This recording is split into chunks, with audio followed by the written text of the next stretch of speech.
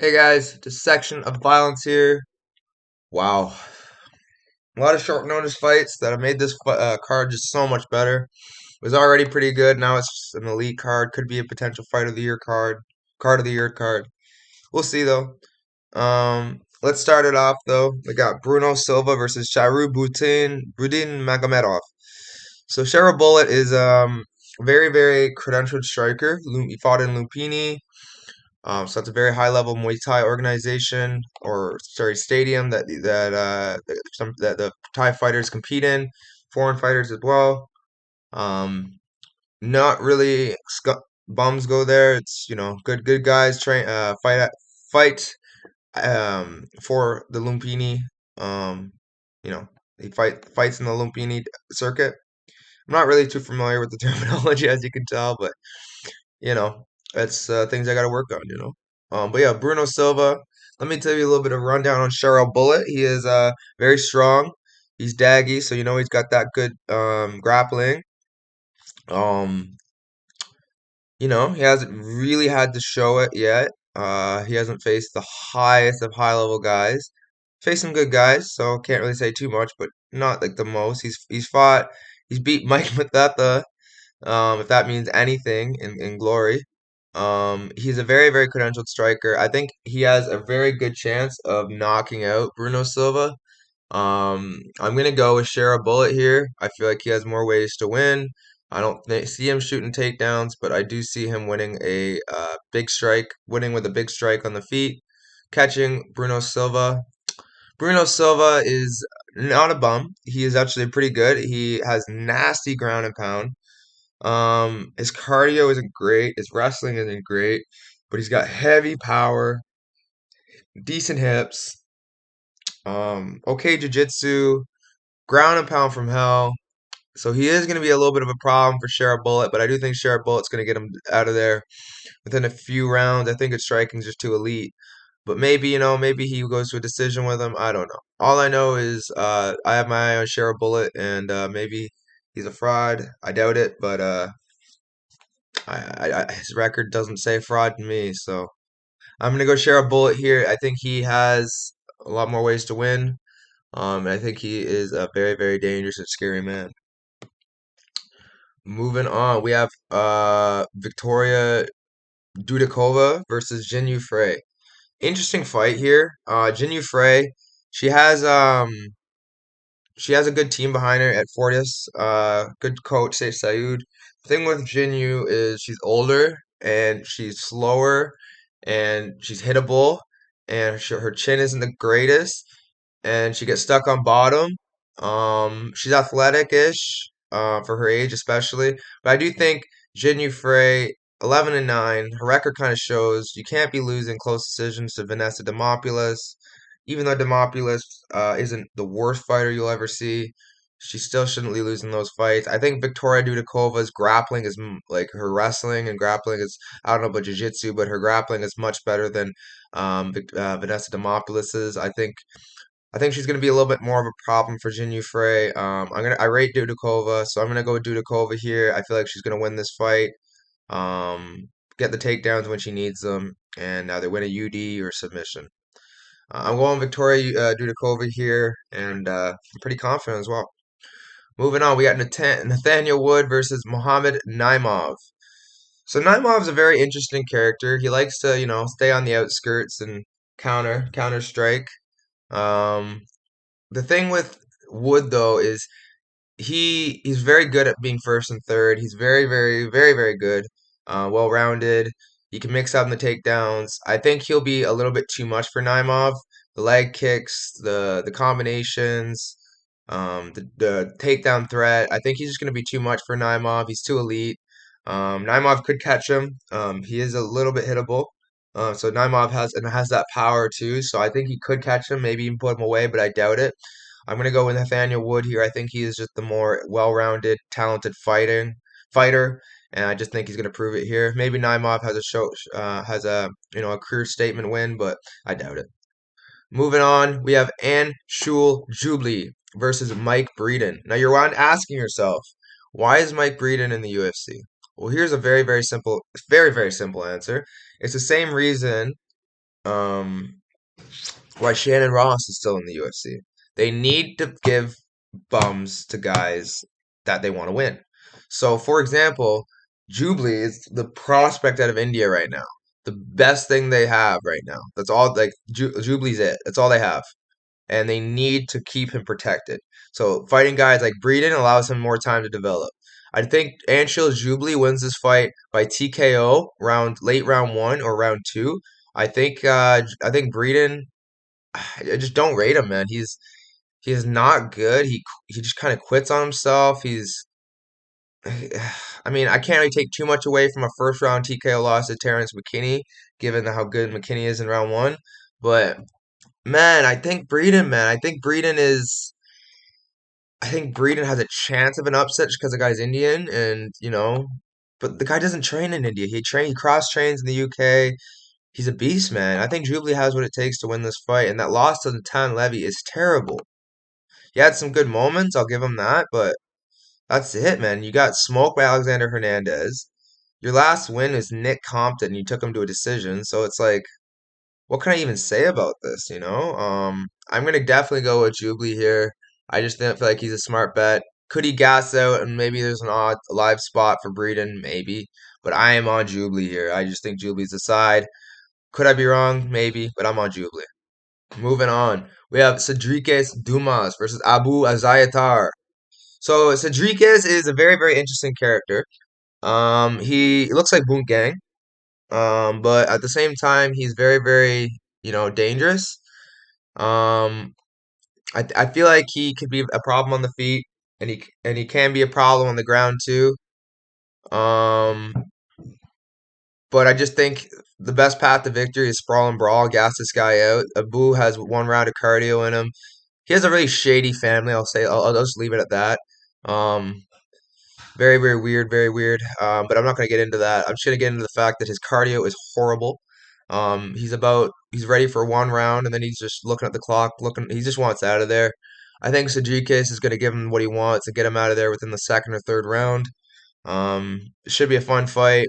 Maybe he loses the first round to Azaitar, but I just think Dumas is going to be able to withstand whatever he has in round one and take him out in round two or three, even win a decision. Interesting fight though. Azaitar is taking a bit of a layoff. Interested to see how he looks coming back, but it's probably gonna be the same guy, just like his brother. So moving on, we have Javid Basharat versus Victor Henry. Victor Henry, man, if he wasn't so hittable, I would have to be able to see a way for him to win because his boxing's so nice, his pressure's so nice, his grappling's pretty good as well. Um, I just think Javid's better, man. Like he can mix in the wrestling if needed. His striking's much better. He's more crisp. I mean, he gets hit, but he's a little more defensively sound than Henry. I think his footwork is. I think he's better. I think he's going to be able to pick Henry apart for 3 rounds and just win a unanimous decision. I don't see him finishing Henry. Henry's very tough, but I do think Javid wins this without a doubt. Henry's too hittable, and I think that's what it comes down to. Basharat's just going to use him as a punching bag for 3 rounds, is how I see it.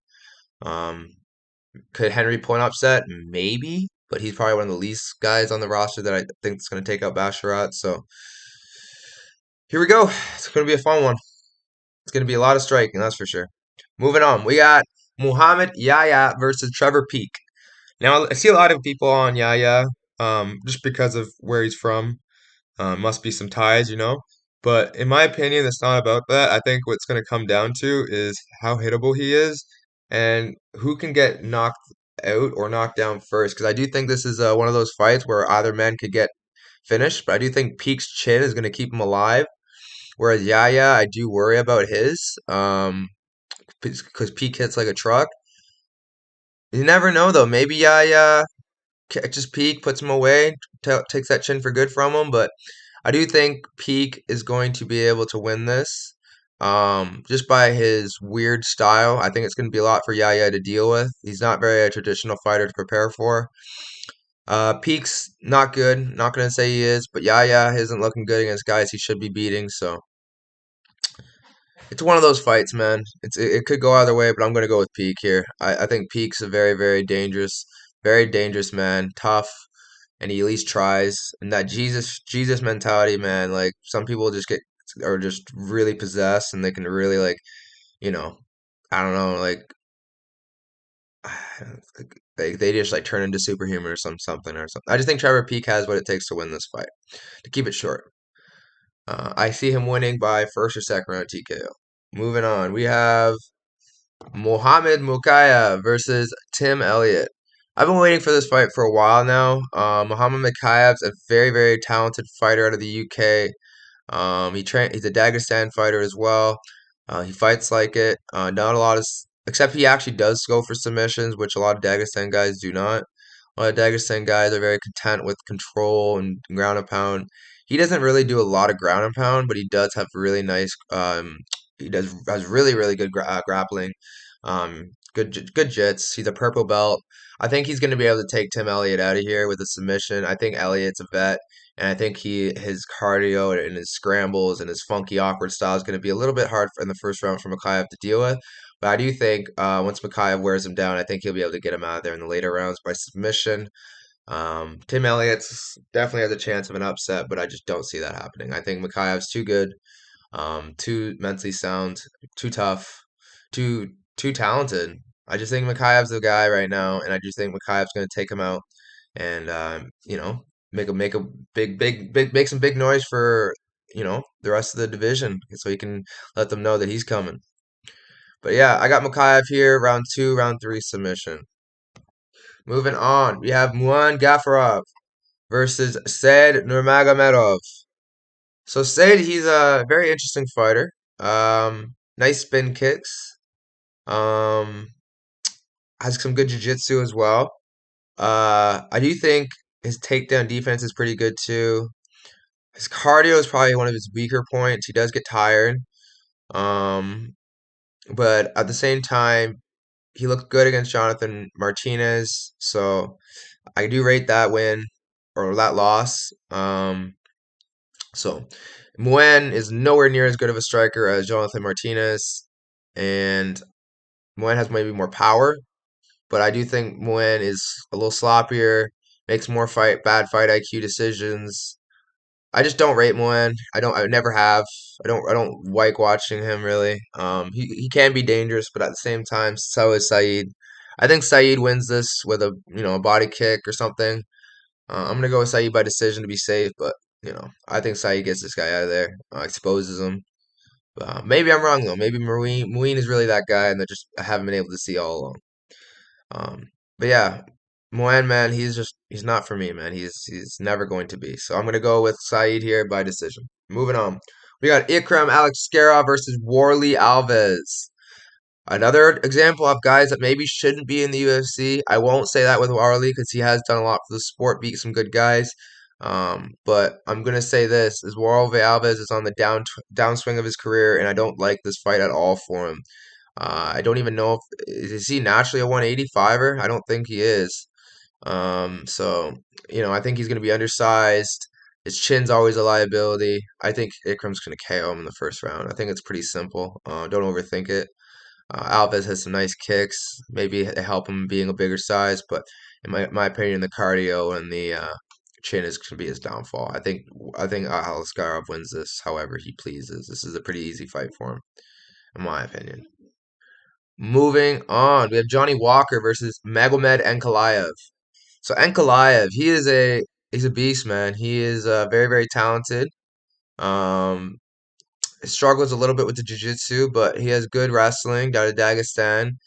He has some weird ties with the Chechens dictator, but I won't say too much about that because I somewhat value my life, so I'm not gonna you know say too much. But Magomed is a definitely very influenced. He's very dangerous as well. I think Magomed actually wins this fight. I think he has the wrestling to fall back on if he needs, even though Johnny Walker's pretty good at defending great wrestling. It's 3 rounds, which is a worry for me, but I do think Ankalaev, his wrestling and his striking will be a lot. The leg kicks do worry me, but I don't think Blachowicz' leg kicks are as good or as are worse than Johnny Walker. I think Blachowicz has some of the probably the most underrated leg kicks in the game. I think Johnny Walker, on the other hand, I think he hits more of the thigh. He does go to the calf occasionally, but I don't think it's going to be his main weapon, his leg kicks. He has a good coach Coach Kavanaugh, but I don't think they'll have a good enough game plan to beat Ankalaev. Maybe I'm wrong. Maybe Walker just has a showcase performance. But I just think Ankalaev's going to be able to win this fight. In my opinion, he should be the light heavyweight champion of the world right now. He beat Jan Blachowicz, but it is what it is. Ankalaev is coming to defend his throne against Johnny Walker in this fight. So I'm gonna go with Ankalaev here, but it's an interesting fight. I wouldn't really be betting too much on this fight either way. Moving on, we have Kamaru Usman versus Khamzat Chimaev. Very interesting fight. I'll be flat out. I like Chimaev here. Usman's a legend, but I think his time's just time gone and it's gone and past. What's he gonna do? Is he gonna out wrestle Chimaev? I don't see that happening. It's 3 rounds. What are you gonna do? Get him tired and gas him out? Don't see that happening. You're gonna outstrike Chimaev? Possible. His striking isn't elite. It's pretty good. Like he doesn't kick or elbow or nothing, but I think Kamaru I think the boxing of Chimaev is better than Usman's, but I do think Usman it's hard to say with Usman's mentality and has such good game planning, and he has a way to win just through that. But if we're just going off skill for skill, I'm gonna have to go with Chimaev here. It's a pretty logical pick. Chimaev's the bigger guy. He doesn't have to cut as much weight, or no, sorry, he doesn't cut weight really for 185. Um, Usman, on the other hand, he probably isn't cutting weight either. He used to wrestle at this weight, but wrestling and fighting at a weight is a little different. I think Chimaev wins this. Usman's older, no knees. This is a pretty safe spot for me. I mean, it's not never really safe betting against Usman, but I think Chimaev wins this. Moving on, the fight we all been waiting for: Alexander Volkanovski versus Islam Makhachev.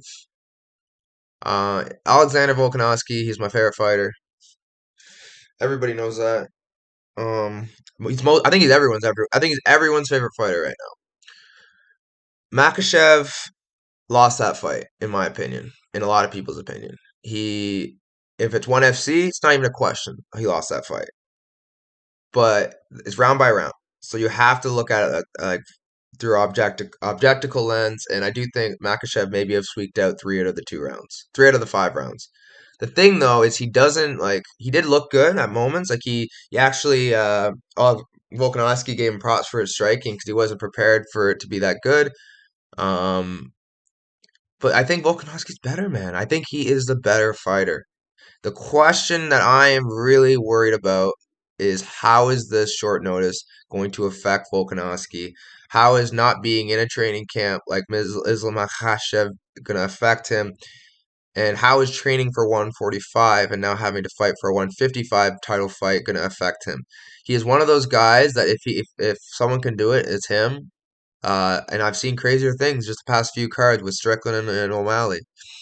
I think Volkanovski has a good shot of winning this, but my pick is still going to be Islam. Just because of all the circumstances, I just don't think it benefits Volk. Um, and it's a hard uphill battle for him here. Islam has Habib in his corner. It's a hard fight for both guys. I'm gonna lean Islam, but it's not a confident pick. I'm strictly picking him because of the circumstances. My heart says Volk, my brain says Islam. Take that and run with it. I don't know what you want me to say with this one. Um, but yeah, guys, let me give you my top 5 picks, and we'll wrap it up. So, not number one, it's gonna have to be um. See, this is hard because I like Jubli as my number one, but at the same time, there's Ikram. I think it's either Ikram or I'm gonna go with Jubli number one, Ikram number two. Number three will have to be number three will have to be um Dudakova and Basharat. Number four, Mokaev. Number five, Nathaniel Wood. and mm, I'll go Cedricus Dumas because I'm pretty confident in him too. All right, guys, like, subscribe. You know the drill. I'll have a BKFC video this week. I'm gonna get back on my grind. It's been a busy little bit for me, having to get things organized. But yeah, guys, not your fault. It's all on me. I gotta get more discipline for you guys in this. Get more times booked out to do this. But yeah, guys, like, subscribe. I appreciate the subscriptions to the Patreon. Appreciate all the support on the Discord. It's free, so join the Discord, guys. We're making lots of money. We're really like taking over the game, one member at a time. Just keep on joining, guys, and yeah. And if I know you, we'll DM. We'll talk about some stuff, and we'll maybe even get you in there for a discount or free. Who knows? But yeah, guys, let me know. The Discord's free. And yeah, like, subscribe. See you later.